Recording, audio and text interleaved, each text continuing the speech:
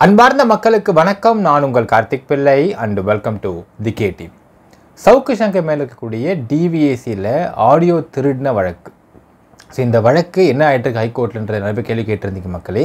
அந்த வழக்கு என்ன ஆணுச்சு ஹைகோர்ட்டில் அப்படிங்கிறத பற்றியும், அடுத்து எப்போ ஹியரிங் வரப்போகுது அப்படிங்கிறத பற்றியும், இந்த வழக்கு கடந்து வந்த பாதையை பற்றி சுருக்கமான சில தகவல்களை பற்றியும், எல்லாத்துக்கும் மேலே இது முக்கியமான சில அப்சர்வேஷன்ஸை பற்றியும் டீட்டெயிலாக பார்க்க போகிறோம் இந்த பதிவில்.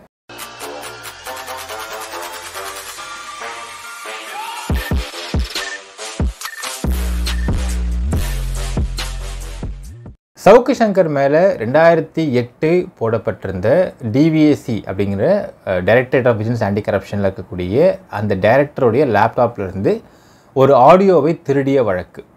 அந்த ஆடியோன்றது சும்மா just like not just audio மக்களே, அது வந்து டைரக்டரேட் ஆஃப் டிவிஎஸ்சியும் சீஃப் செக்ரட்டரி பேசின அந்த ஒரு ஆடியோவையும் எடுத்து திருடி அதை விற்ற ஒரு வழக்குன்னு சொல்லலாம். இந்த வழக்கு அப்படிங்கிறது இன்றைக்கி 13th of March உயர்நீதிமன்றத்தில் நிர்மல்குமார் நீதியரசர் அவர்களை பெஞ்சில் வந்து ஹியரிங் வந்துச்சு. ஸோ மார்னிங் ஹியரிங் வந்தது மக்களே. வந்தவுடனே மார்னிங் வந்து it was 17th number. So 17th நம்பரில் ஹியரிங் வருது. வந்தப்போ இதில் வந்து பெரிய ஆர்குமெண்ட் இருக்கும் அப்படிங்கிற காரணத்தால் அந்த கேஸை பாஸ் ஓவர் பண்ணுறார் நீதியரசர். ஸோ மதியம் லஞ்சுக்கு மேலே வரும் எதிர்பார்க்குறாங்க. லஞ்சுக்கு மேலே மற்ற கேஸ் வந்துட்டே இருக்குது, வராமலே இருந்துச்சு.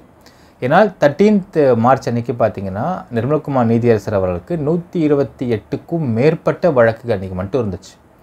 ஸோ இது வந்து ஹியரிங்க்கு வந்ததுன்னா குறைஞ்ச 1 ஹவராவது குறைஞ்சபட்சம் அது ஆர்குமெண்ட் போன்றதுனால ஹியரிங் வராமலே இருந்துச்சு மக்களே. ஸோ மறுபடியும் 19/3/2024 இந்த கேஸஸ் அட்ஜர்ன்ட். ஸோ இதான் இந்த கேஸ் நிலைமை மக்களே. இந்த கேஸ் கடந்து வந்த பாதையை பற்றி பார்க்கலாம். இந்த கேஸ் கடந்த பாதை ஏன் சுருக்கமாக பார்க்கணும்னு சொன்னால் பார்த்தீங்கன்னா, இந்த கேஸ் கடந்து வந்த பாதையில் பல சுவாரஸ்யமான சம்பவங்களாக அடங்கியிருக்குன்னு சொல்லலாம்.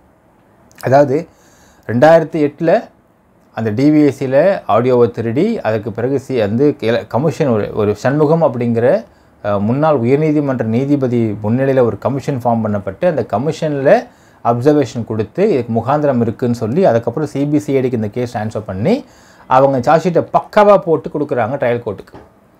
ஆனால் ட்ரையல் கோர்ட்டில் அந்த சமயத்தில் வந்து ஜெயலலிதா ஆட்சி மாறுறதுனால சவுக்கு சங்கர் ஜெயலலிதா அவர்களுக்கு ஜாஃபர் சேட் ஐபிஎஸ்சி பழிவாங்குவதற்கு ஒரு அழகான ஒரு ஸ்பேஸாக அதை எடுத்துக்கிட்டு அதற்கு பலியாட சொல்ல முடியாது, அதற்கு வந்து உடன்படுவதற்காக சவுக்கு சங்கரை கூப்பிட்டு ஒரு வழக்கு கொடுக்க சொல்லி அதன் மூலிமா ஜாஃபர் சேட் ஐபிஎஸ்ஸை வந்து சஸ்பெண்ட் பண்ணிவிட்டு, இதற்கு பிராயச்சித்தமாக இந்த வழக்கில் எல்லாருமே ஹாஸ்டைலாக மாற்ற வச்சு இந்த வழக்கை லோயர் கோர்ட்டில் முக்கியமாக வந்து செஷன்ஸ் கோர்ட்டில் இந்த வழக்கு ஒன்றாம் பண்ணாங்க.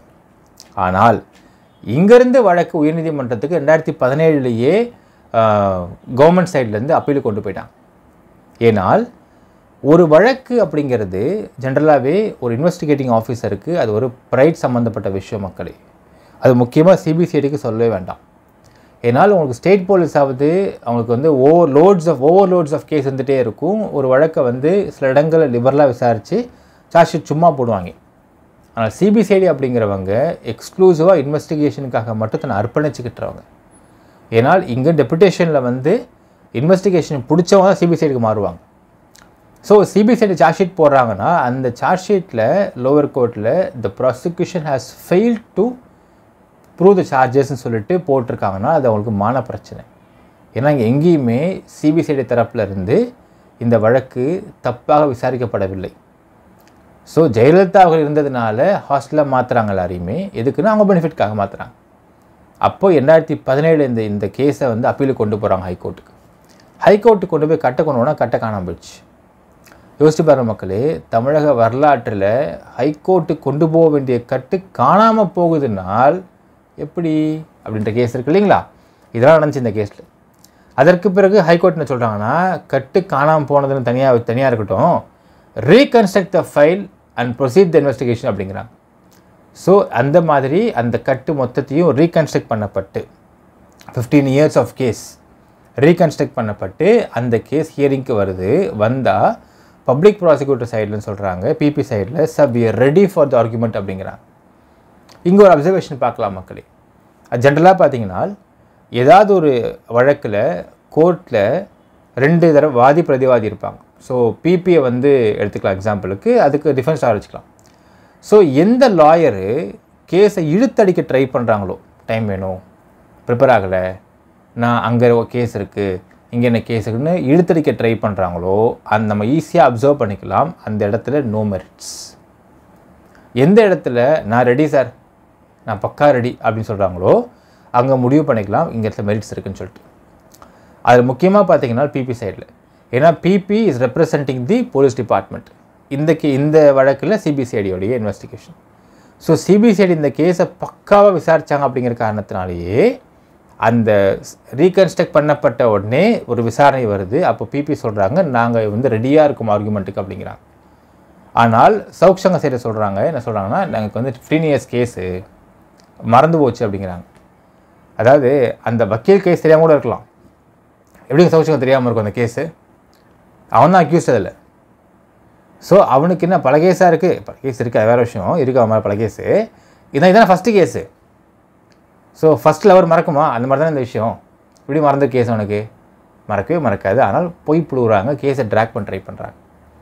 அதற்கும் தேவர் கிவன் தி காப்பீஸ் கொடுத்து 13th அன்னைக்கு 2 பக்கமும் ஆர்குமெண்ட் வர வேண்டும். அன்னைக்கு நேரமின்மை காரணத்தால் அந்த ஆர்குமெண்ட் 19 தள்ளி போயிருக்கு மக்களே. ஸோ இந்த அப்சர்வேஷன் பார்த்தா தெரியும் நமக்கு, பப்ளிக் ப்ராசிக்யூட்டர் சைட்லேருந்து அவங்க தே ரெடி ஃபார் த ஆர்குமெண்ட். இப்போ 19th அன்னைக்கு சவுக் சங்கர் சைடில் வரக்கூடிய அட்வொகேட்ஸ் என்ன பண்ண போகிறாங்க அப்படிங்கிறதே நம்ம பொறுத்திருந்து பார்க்கலாம் மக்களே. நமக்கு தெரிந்து இந்த வழக்கில் சவுக்கு சங்கர் கன்விக்ட் ஆவது நிச்சயம். ஏன்னா இந்த கேஸில் அவ்வளோ மெரிட்ஸ் இருக்குது. இந்த வழக்கை பற்றி ஃபஸ்ட் டைம் இந்த வீடியோ பார்க்குறவங்க நீங்கள் வந்து டிஸ்கிரிப்ஷன் லிங்க் கொடுக்குறேன், நீங்கள் பாருங்கள். 2 வீடியோஸ் நம்ம பற்றி போட்டிருக்கோம். 2 வீடியோஸுமே எப்படி டிவிஎஸ்சி மேலே வழக்கு போட்டாங்க, எப்படி இந்த கேஸை இன்வெஸ்டிகேட் பண்ணாங்க, எப்படி கல்பிரிட்டை பிடிச்சாங்க அப்படிங்கிறதும், அந்த கல்பிரிட்டு என்ன பிளான் பண்ணி இந்த வேலையை பார்த்தாங்க, எப்படி அது பேக் ஃபயர் ஆச்சுன்ற பற்றியும் டீட்டெயிலாக வீடியோ போட்டிருப்போம். 2 வீடியோ போட்டிருப்போம் மக்களே. டிஸ்கிரிப்ஷன் லிங்க் கொடுக்குற நீங்கள் பாருங்கள். அந்த வீடியோஸை பார்த்தா அவங்க இந்த வீடியோ கிளியர் புரிய ஆரம்பிக்கும். ஸோ 19th நடக்குது அப்படிங்கிறத கண்டிப்பாக அப்டேட் பண்ணுறேன். உங்களுக்கு என்ன நினைக்கிறீங்கன்றதையும் கமெண்ட்டில் மென்ஷன் பண்ணுங்கள் மக்களே. நன்றி, வணக்கம்.